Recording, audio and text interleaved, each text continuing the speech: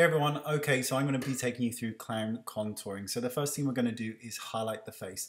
Now clown contouring is nothing new. In fact, it's been around since the 60s with Joe Blasco doing it among many other artists. But I'm going to take you through it step by step so you can see what it looks like and whether or not you want to put in the amount of work it takes in order to pull off this look. So the first things we're going to do is highlight the face. Anything we highlight will come out at us. So this is why we highlight the under the eyes, the center of the forehead, bridge of the nose. So these are the areas that we want to bring out. Now the real difference between clown contouring and regular highlight and contouring is the addition of color, which tends to be in cream. We'll be adding cream color to the face as well, as you'll see as we go along.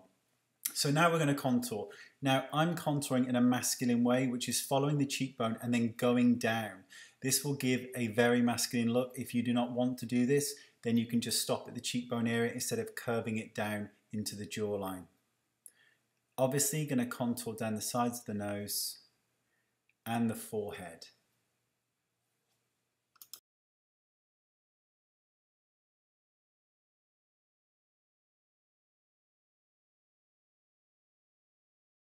Okay, so we're now going to move on to the color.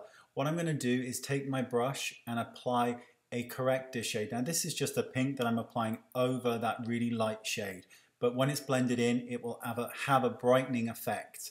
I'm then going to take this same color and apply it to the cheekbones, and then I'm going to intensify it by applying an even deeper kind of almost like an off red, almost maybe even a sort of like a fuchsia actually, and apply this on top of this to really get some color in the cheeks. Even though it looks quite scary, I promise you the whole thing will be blended in and will look like skin. It's also bearing in mind that you do need to have some form of skill in terms of blending with this technique because it requires a lot of blending. We're going to be using a beauty blender sponge and we're just going to blur the edges first. Before we even get into the foundation, we're just going to blur the edges so that it's easier for us to blend. We don't want to take them away, we just want to soften them.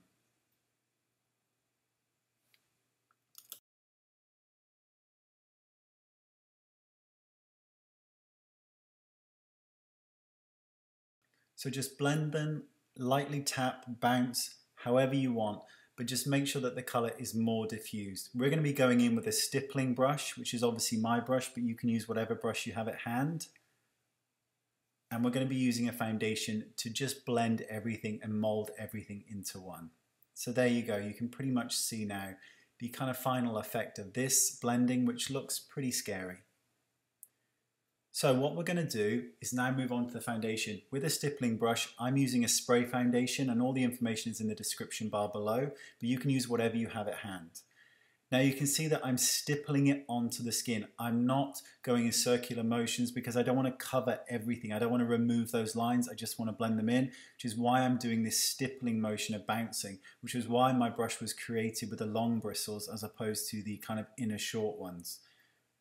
And you can see how all of that color is starting to look like skin. There's still definition on the cheek. You can still see some of the contouring of the shadow, but everything is as one, which is how you want it to be. And it does require some practice in terms of blending.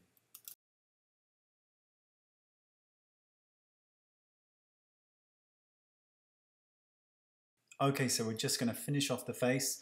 When we get to the nose contour, it's very important that when you're using a stippling brush that you go in an upward motion mainly because you don't want to drag any of that contour color down onto the face. So you want to really kind of bring it up, and you can see I'm using my fingers here to really kind of blend it in.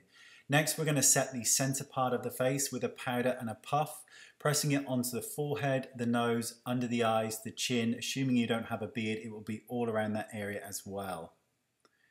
And you can just see that powder really highlighting my grey beard there. Looks really nice. Now I'm going to take a fan brush and just knock off any of that excess powder, and that will pretty much complete the look, and you'll see a before and after.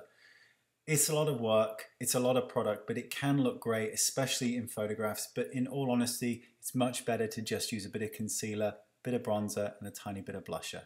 Here's a before and after. Thanks for watching, and I'll see you next time. Bye-bye.